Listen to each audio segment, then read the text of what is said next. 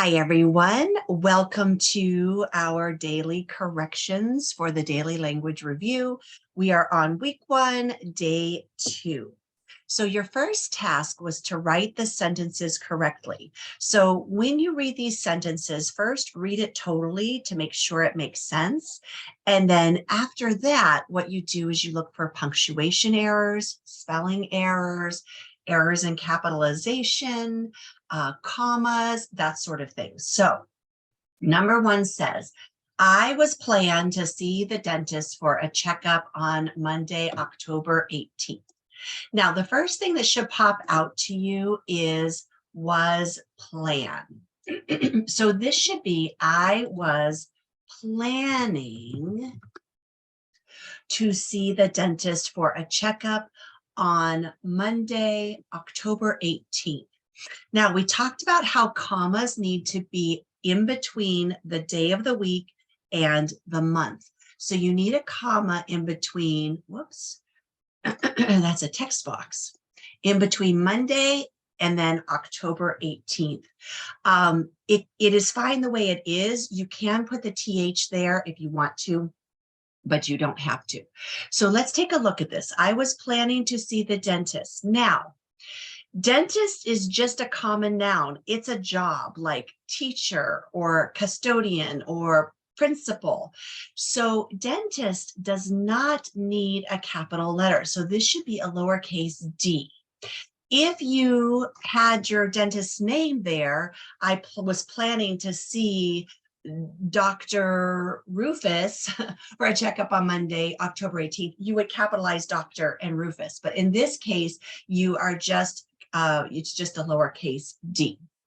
So those are the only errors I see. So your final sentence should look like this. And let me make it bigger. I apologize, that first video, it seemed like everything was smaller than I thought it would be. So I'm going to try to make everything bigger today. So I was planning to see the dentist for a checkup on Monday, comma, October 18th, and a period at the end. Please be very, very careful. Each of these is worth, each of the whole page is worth 5 points. So if you have one error, we're marking it wrong for the whole sentence because of the fact that I'm going over it with you and you're able to correct your errors. So we expect you to be really, really focused and look for all those different details. So be very careful with that. Okay, number 2, on Sunday, I riding my bike when I hit a bump in a road. So when you read that sentence, you think about that and you think it should be in past tense, right? This already happened, because how would they know that they hit a bump in the road unless it already happened? So this is in past tense. So what you need is you need to add a helping verb that is going to make it show that it was in past tense, and was is the perfect helping verb for this sentence. So on Sunday, I was riding my bike when I hit a bump in the road. Hopefully this popped out at you. This is a spelling error. RODE is actually a verb, which means like you're riding your bike. I rode my bike. It's the past tense of that. So this is a noun, road, a pavement, someplace you ride on, like where cars ride on. So road should be R-O-A-D. This comma is good because these are introductory words. On Sunday. So on Sunday, comma, I was riding my bike when I hit a bump in. Now, a road, you need to change to the road, a bump in the road, meaning the road you were driving on, not just any random road, the road you were driving on. So that's why we use the article the. Okay, I believe those are the only errors. Okay, for number 3, the task said, draw a line between the root word and the suffixes of the underlined word, then explain what the word means. So number 3 says, I landed painfully on the curb and broke my tooth.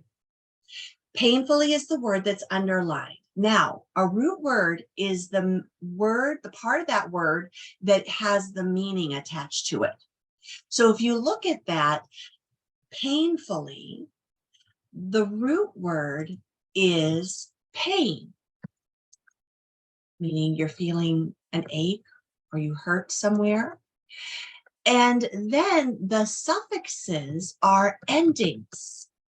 There are 2 suffixes, and actually it's the ones that we worked on this week with this Elisa's diary. The first suffix is ful, meaning full of something. So in this case, full of pain.